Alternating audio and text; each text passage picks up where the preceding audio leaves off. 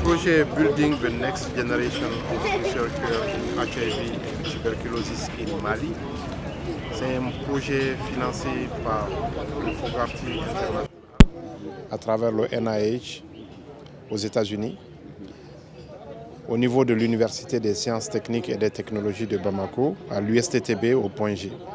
C'est un projet qui vise à former les jeunes chercheurs pour construire la nouvelle génération de chercheurs dans le domaine du diagnostic du VIH, le diagnostic de la tuberculose, mais aussi le diagnostic des autres infections. Et les objectifs qu'on s'est fixés, c'est d'avoir un certain nombre de masters bien formés au niveau du Mali. Aujourd'hui, on en a plusieurs masters formés. Et aussi l'autre objectif, c'est d'avoir des étudiants en PhD formés. On en a fait. Et le troisième objectif très important pour nous, c'était la création d'une nouvelle discipline qu'on appelle l'ingénierie biomédicale au niveau de l'ENI. Et nous avons pu créer un curriculum de formation au niveau de l'École nationale des ingénieurs du Mali. Pourquoi c'est important de faire, de former les jeunes, la nouvelle génération? Parce que, vous savez, ces maladies, on les appelle les maladies liées à la pauvreté. La tuberculose, le VIH font partie des 3 maladies qui sont liées à la pauvreté et qu'on appelle les maladies prioritaires. Et aujourd'hui, on sait que si on ne fait pas attention et qu'on n'a pas des outils qu'il faut réellement pour pouvoir diagnostiquer les gens, les mettre sous traitement et pour que les gens se portent bien, aujourd'hui, l'avenir de la population sera menacé. Et c'est pour cela qu'il faut qu'on ait des jeunes bien formés qui sont capables de développer des outils, capables de faire un très bon diagnostic, de pouvoir bien suivre les patients et de pouvoir contrôler vraiment l'épidémie liée à ces 2 maladies. Vous savez, les capacités au Mali sont énormes.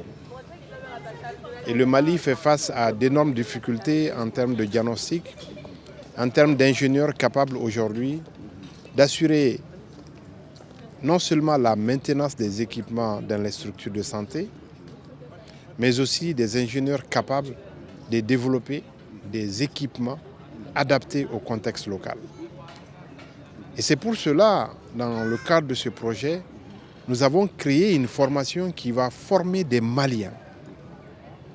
Et ces Maliens, on va les outiller pour avoir des laboratoires et des équipements nécessaires afin de pouvoir développer des outils adaptés au contexte malien, non seulement pour résoudre les problèmes du Malien, mais aussi pouvoir exporter la connaissance hors du Mali pour le reste de l'Afrique. C'est faisable, nous avons des outils, nous avons déjà des données préliminaires, on a déjà des premiers outils qu'on est en train de fabriquer et qui font vraiment, on a beaucoup d'espoir que nous pourrons commercialiser et être leader au niveau africain par rapport à ces outils-là. C'est l'objectif principal aujourd'hui de ce projet. On a un financement américain, mais nous voulons qu'au terme de ce projet, que le programme de formation que nous allons mettre en place au niveau de l'École nationale des ingénieurs puisse complètement être autonome et que ça soit intégré dans les curriculums de formation de l'École nationale des ingénieurs. Qu'il y ait projet ou pas, ces ingénieurs vont être formés. Ils seront capables aujourd'hui de pouvoir faire la maintenance des équipements, de pouvoir designer de nouveaux équipements et de pouvoir aussi continuer à former des nouveaux ingénieurs au niveau de l'École nationale des ingénieurs. Et ce programme a commencé avec 22 étudiants qui sont inscrits en master, 2 étudiants inscrits en PhD. Ceux-ci seront les formateurs de demain.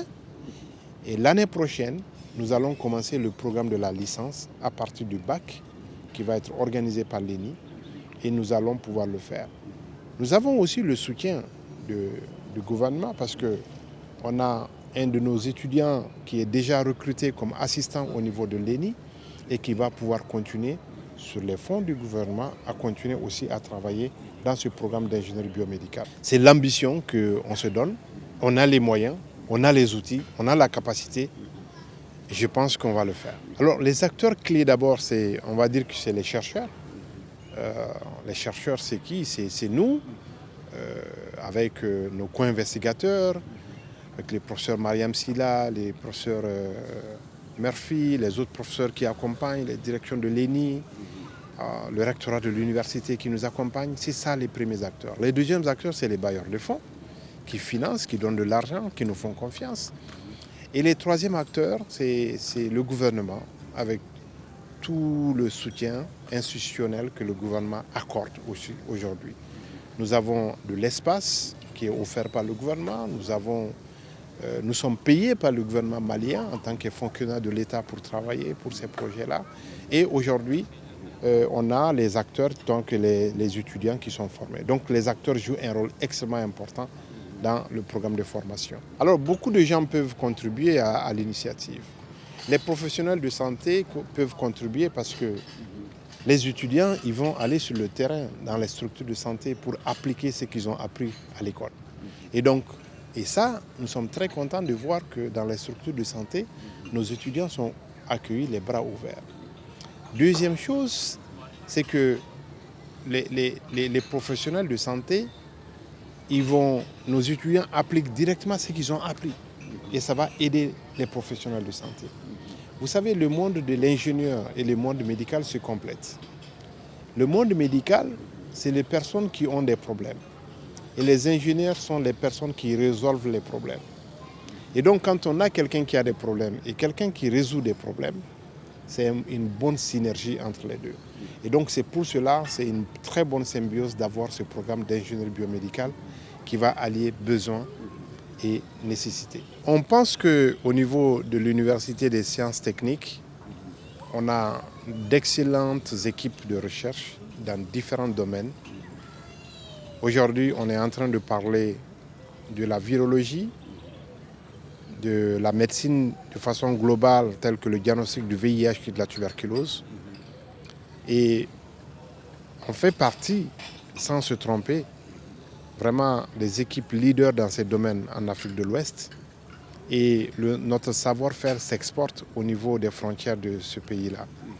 Et nous pensons que le gouvernement peut encore aider à créer de la place pour la recherche pour qu'aujourd'hui, la souveraineté qu'on est en train de chercher au niveau national et au niveau sous-régional avec la nouvelle confédération, que le Mali puisse tirer à haut ce flambeau et le Mali soit le porteur de messages en tant que leader dans la recherche au niveau de l'AES.